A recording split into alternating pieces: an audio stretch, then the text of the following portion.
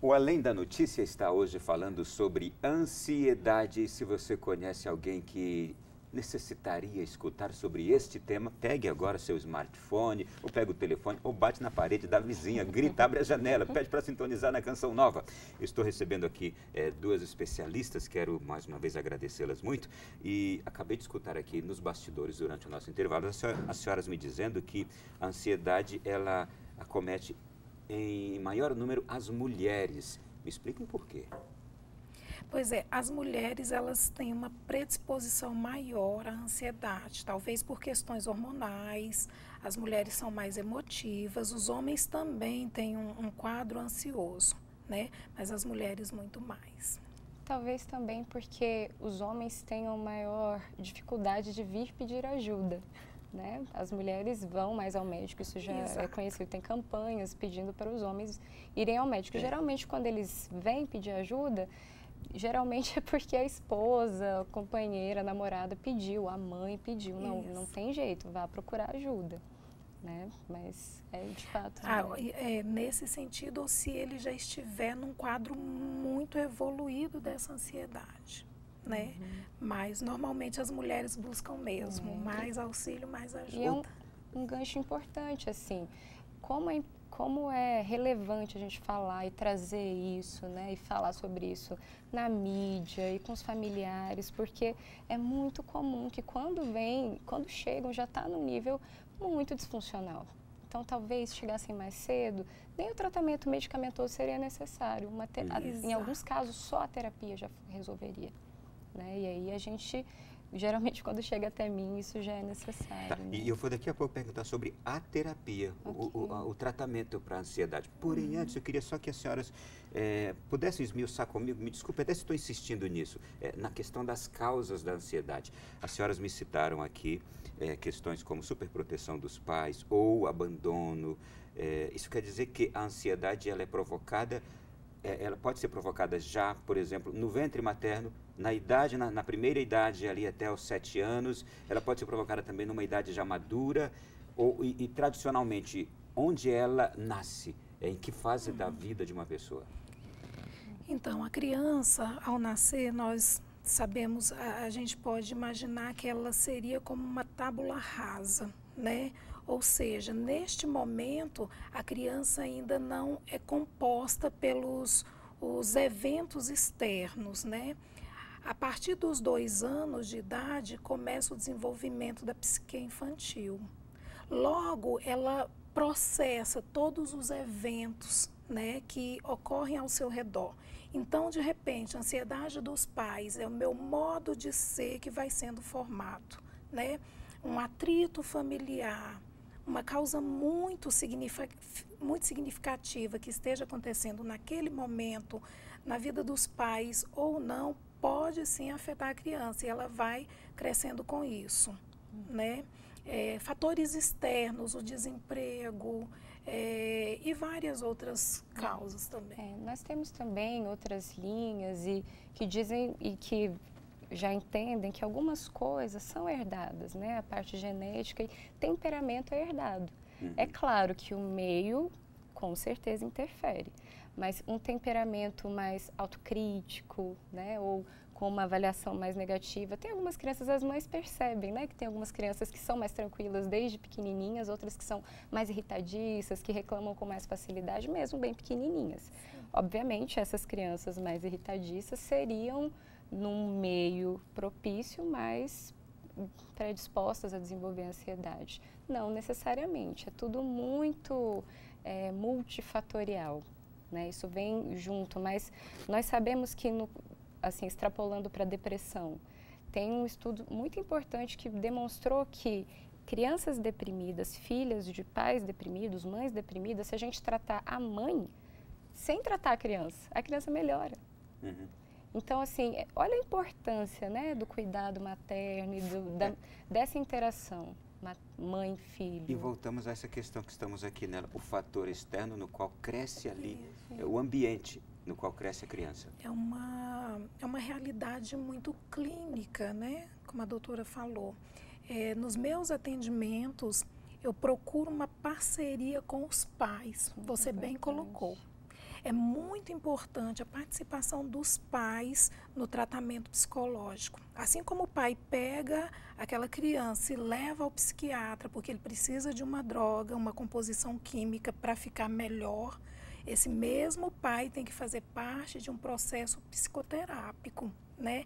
Porque é muito verdadeira esta ideia de que eu trabalho a família juntamente com o atendimento infantil e a criança vai dando respostas muito significativas. Mas pensando assim no decorrer da vida, né, como você havia questionado, nós temos então, por exemplo, na adolescência, começa a exposição social.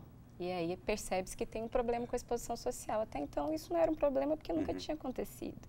Tem uma coisa interessante em idosos, por exemplo. Um idoso que começa a perceber alguma disfunção visual ou auditiva e começa a se esquivar de algumas situações e fica ansioso de se expor, com medo de ser tido como incapaz. Ou, né? E isso é preocupante. Então, no decorrer da vida, é claro, na primeira parte começam a aparecer até os 30 anos, a maioria dos transtornos ansiosos já estão aí evidentes, mas no decorrer da vida eles podem acontecer, inclusive nos idosos, né?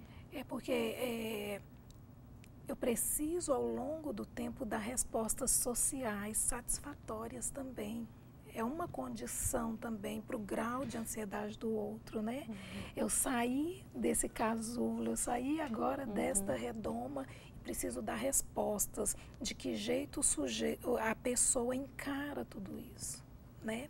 Então, que grau de ansiedade vai acometer esta pessoa para continuar sua vida laboral, sua vida social, sua vida familiar, né? De que forma isso vai acontecer? São essas respostas lá da infância também que podem ajudar nesse processo. Acho que essa abordagem que a gente fez aqui é importantíssima, essa questão do ambiente familiar. Sim.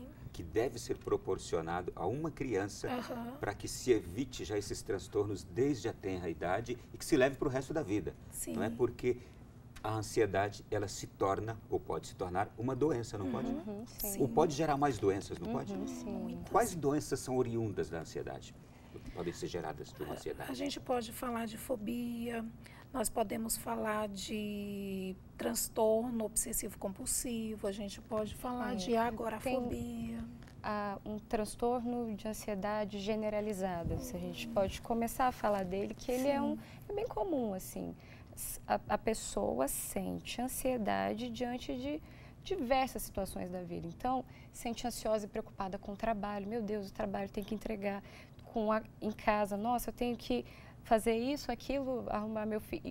Isso é natural, você pensa, claro, todo mundo tem um monte de coisa para fazer, mas mais uma vez, quando isso é desproporcional, uma preocupação intensa, persistente e que vem junto, a ansiedade é uma doença que vem muito para o corpo, né, assim, até porque é um sentimento adaptativo. A ansiedade te deixa tenso, atento, assim, vai acontecer alguma coisa, vai acontecer alguma coisa.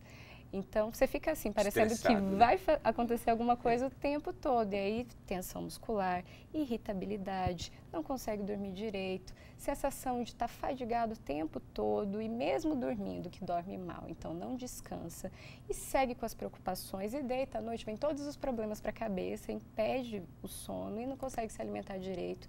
Ou, muitas vezes, come além do que deveria para tentar melhorar esse sentimento e isso vai para a vida toda. Porque o alimento dá uma sensação de prazer, não é? Então, no final, tentativa de alívio. E o que costuma acontecer é, como acontece de aparecer no final da adolescência, início da idade adulta, quando todas as responsabilidades vêm e a questão de ambiente importante também e muito atual e muito comum é assim, um jovem que trabalha, estuda, faz curso de inglês, informática e tem que fazer atividade física e tem que saber falar vários idiomas e viajar e fazer um monte de coisa, comum no consultório fala, ok, então vamos fazer aqui, o que você faz durante a semana, segunda, terça até domingo? Não tem um espaço para descanso. Descansar é fazer alguma coisa, é relaxar, então... É dormir. dormir é fazer alguma coisa. Dizem assim, doutora, dormir? Estou perdendo meu tempo dormindo. Eu tenho tanta coisa para fazer que eu não tenho. Dormir é um luxo. Não, dormir é uma necessidade. Tão importante quanto todas as suas outras. Porque você não dorme direito, você não trabalha direito, não estuda direito, não se diverte direito, não faz nada direito, né? Então, além de transtorno, esse é o transtorno da ansiedade generalizada. Quanto mais áreas ele atrapalhar, é assim, atrapalhando, não conseguindo trabalhar direito, não conseguindo cuidar dos filhos direito, sem dormir, mais parecido com o diagnóstico isso é. E ele é muito intenso, né? É muito diferente da ansiedade propriamente dita, né? Porque a ansiedade propriamente dita é como se ela tivesse uma data de validade, né? Estou ansiosa hoje porque eu preciso fazer uma prova, né? No transtorno generalizado é o tempo inteiro, como o Monique falou, o tempo inteiro ligado. Por que eu não consigo dormir? Porque tem uma preocupação exacerbada, né? Eu não posso desligar meu cérebro. E é curioso, porque imagina, você tem uma coisa para fazer. Então, vamos lá, uma reunião no trabalho. Então, eu preciso saber o que eu vou dizer, eu tenho que anotar, eu tenho que fazer todos os meus preparativos. À medida que eles vão sendo feitos, eu vou me abrandando, né? Então, isso eu não preciso fazer, então são menos coisas para me preocupar, porque eu já me preocupei antes. Mas se mesmo fazendo essas coisas, e aí não consegue não deixar de ficar com essa ansiedade, com essa angústia, aí a gente tem que dar uma olhada, cuidar mesmo. Vou colher deste momento aqui a necessidade do sono, do descanso. Porque hoje se está dormindo muito pouco, se achando que se está levando vantagem com isso. É a pior das tragédias, porque o sono é uma fonte de energia indispensável para que se viva bem o dia inteiro, para que se dê conta dessa carga de exigências que a gente tem. Não é? Então, aqui, o dormir. Mas, doutora, a senhora está falando de tudo isso, eu não quero ainda perguntar se existe um medicamento para isso, não. Eu quero primeiro saber das terapias. O que se fazer antes de se dar medicamentos? É possível se tratar desta ansiedade com terapias? O que as senhoras me dizem? Nós estávamos falando há pouco, como a doutora disse, que existe uma forma, um sinalizador, né? Um estado de alerta no sujeito de que algo de estranho está acontecendo comigo e estou me vendo muito ansioso. No caso do homem, ele demora muito a perceber isso, a mulher ela é mais antenada nesse sentido, então ela busca ajuda. É que o homem não quer demonstrar a fraqueza, a fragilidade, então ele vai tentando se superar, só que aquilo vai fazendo cada vez um mal maior. Mas não significa necessariamente um estado de fraqueza, né?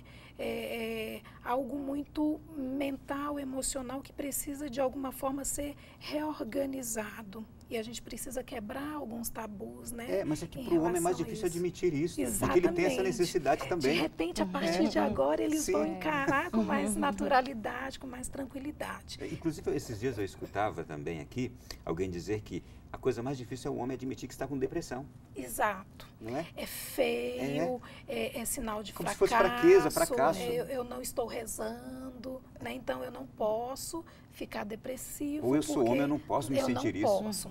Mas, em relação à ansiedade, ela no início, a gente começa com técnicas psicoterápicas que ele, ao longo desse processo, desse acompanhamento, fica bem. Em alguns casos, não. Por isso, nunca podemos afirmar que começou a terapia agora, vai melhorar logo. Algumas pessoas necessitam de medicação, sim. Por quê? Eu vou tomar medicação, doutora, agora a vida toda? Eles perguntam isso muito para mim, né? E aposto que para você também. Certeza. Não significa que o sujeito precise de uma medicação o tempo todo, a vida inteira. Mas, se aquela ansiedade for muito exacerbada, vai comprometer a vida laboral do sujeito, por exemplo. Ele não vai conseguir, por exemplo, dar respostas tão significativas como o mercado de trabalho exige, como a família exige, como a igreja também, de certa forma, exige. Então, ele precisa de um acompanhamento mais elaborado. Né? Mas sempre as coisas andam juntas. Então, exercício físico, a gente sabe que previne, ajuda. Ah, é aí que eu queria chegar. Consciência Vamos lá. corporal, ajuda demais fazer exercício físico, aeróbico, em todas as idades, né? E a gente tem cada vez mais pessoas fazendo, aderindo aos exercícios isso físicos. É ótimo, né? E aí, além disso, alimentação sempre, né? Ter tempo para ter atividades de lazer e descanso. Isso é a válvula de escape mesmo, né? Assim. Então, aquilo que a senhora nos fez pensar agora há pouco, pegou a agenda de uma pessoa de domingo a domingo e olhou aqui como é que está a agenda dela, mas não tem o tempo para o exercício, para cuidar de uma boa alimentação, para fazer lazer, para descansar. Então, a terapia é essa já. E já começa assim, né? A terapia, assim, a primeira coisa é educação. Chama psicoeducação. Isso todo o psiquiatra faz, os psicólogos fazem. Então, é assim, o que é essa doença? Como é que ela te afeta? O que que precisa para tentar mudar isso, né? É muito comum os pacientes dizerem assim, meu Deus, se eu soubesse que eu ia melhorar assim, eu teria vindo antes, né? Exatamente. Então, se eu soubesse que a minha vida ia ficar tão boa assim. E outra coisa, por isso que diz assim, mas aí às vezes precisa de medicação, com certeza, é muito importante. É quando o caso já está um pouco mais grave, né? E o que a gente tem que cuidar é assim, a medicação é muito importante, entretanto, ela não é a única fonte de tratamento. Tomar um comprimido todos os dias vai melhorar o sono, talvez diminua a intensidade da percepção dessa ansiedade, mas não vai fazer com que você coloque o tênis e vá fazer exercício físico. Exato. Não vai mudar o seu chefe. Não vai, né? Eu costumo... Então, desculpa. não, tudo bem, pode Eu vou fazer o continuar. seguinte, as senhoras estão querendo falar mais, mas esse bloco já acabou. E daqui a pouco, no próximo a gente continua e vamos falar ainda sobre a diferença entre medo e ansiedade, as dicas de como controlar a ansiedade, e a gente vai falar também de uma outra ansiedade que é provocada, por exemplo, pelos entorpecentes, o uso de drogas, essas coisas. Daqui a pouquinho.